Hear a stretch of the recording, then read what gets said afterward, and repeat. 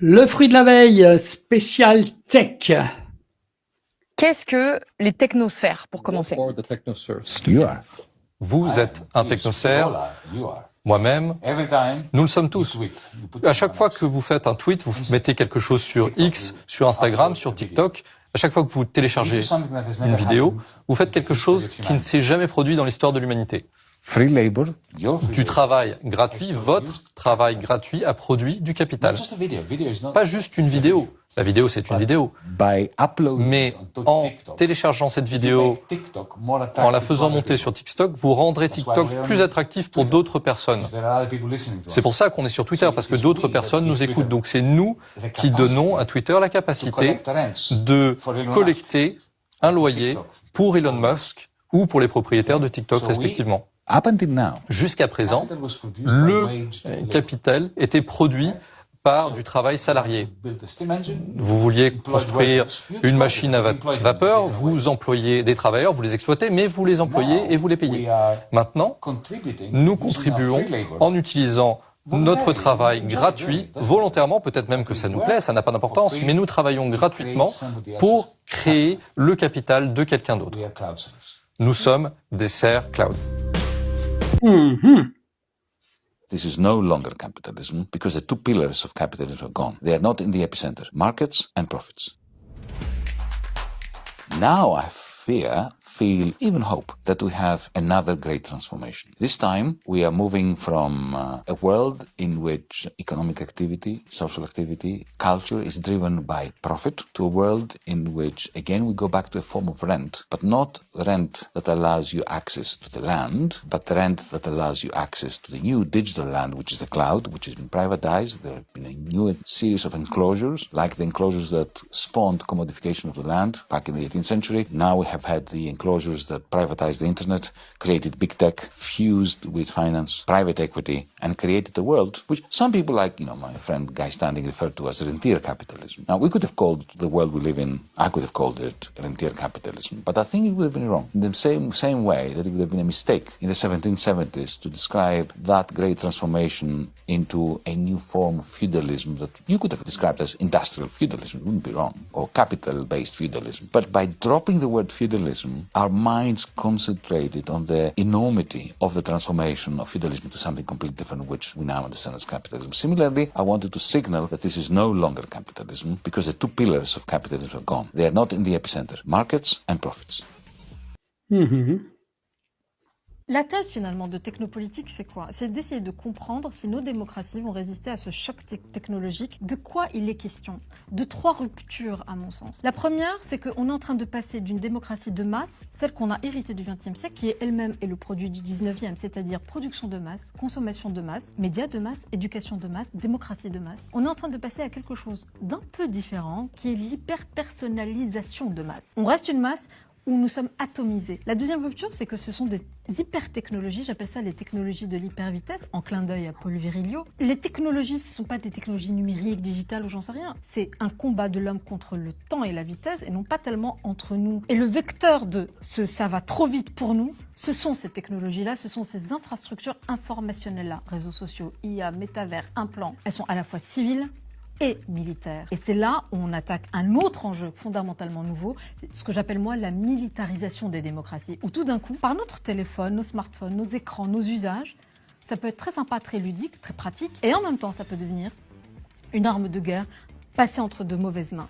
Et donc, tout d'un coup, on est à la fois cible et soldat, d'une certaine façon, à l'insu de nous-mêmes. Et enfin, la troisième rupture, c'est essentiellement conçu et porté par des acteurs hybrides. Et en gros, au XXIe siècle, on va avoir deux grandes questions à gérer d'un point de vue global et qui ne sont pas gérables simplement au sein de frontières nationales, la question climatique et la question technologique.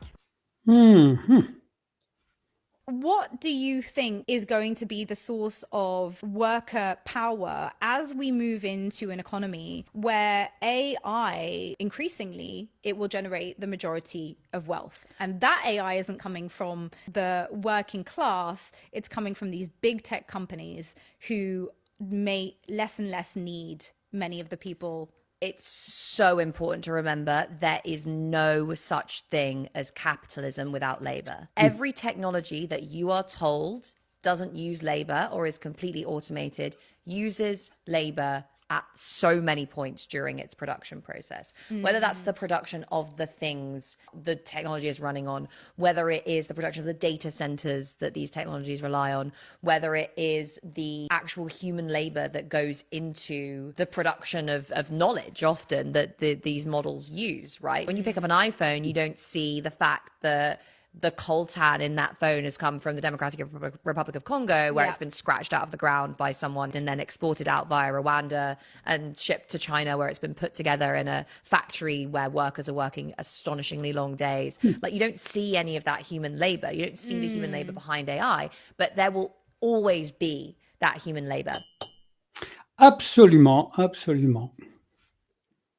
We are moving from a world in which economic activity, social activity, culture is driven by profit, to a world in which, again, we go back to a form of rent, but not rent that allows you access to the land, but rent that allows you access to the new digital land, which is the cloud, which has been privatized. There have been a new series of enclosures, like the enclosures that spawned commodification of the land back in the 18th century. Now we have had the enclosures that privatized the internet, created big tech, fused with finance, private equity, and created a world. I wanted to signal that this is no longer capitalism, because the two pillars of capitalism are gone. They are not in the epicenter, markets and profits. That this is worse than you think, techno-feudalism. This is not simply concentrated market power. This is the demise of the market. When Amazon recommends a book for me, or any item, a bicycle, when Spotify recommends music to me, it's spot on. I want what it says I want. It knows me, right? And this is not a market. This is what Hayek deplored. A human construction that replaces the market. That it's an algorithm that belongs to Jeff Bezos. Not only does it have the capacity to impress upon me what I should buy and to be right, and also help shape my preferences after a while. In my interaction with Alexa, it shapes me, I shape its view of me, and it shapes me. But it actually sells me the stuff directly, bypassing every market. Because an Amazon.com is a trading platform, it's not a market. It's not a market that Adam Smith imagined. It is not a market that Hayek imagined. It bypasses the market. What happens is that it is a conduit where some capitalist who produces the binoculars, the bicycle, the book, whatever, through Amazon reaches me, and Jeff Bezos charges that capitalist 40% of the price that I pay. That is a humongous rent. I call it cloud rent. So a new form of capital has sprung out. Alexa and all the paraphernalia involved, the optic fiber cables, the servers, and all that, which make up this, what I call cloud capital, is a produced means of behavior modification.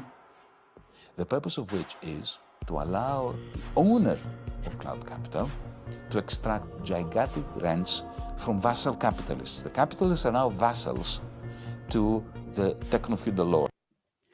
Oui, oui, alors on va terminer avec C'est une amie. cette façon de délocaliser et de transmettre tout ce qui est pénible, difficile, sous d'autres cieux, à des travailleurs, travailleuses, payés quasiment comme des esclaves et de façon complètement cachée.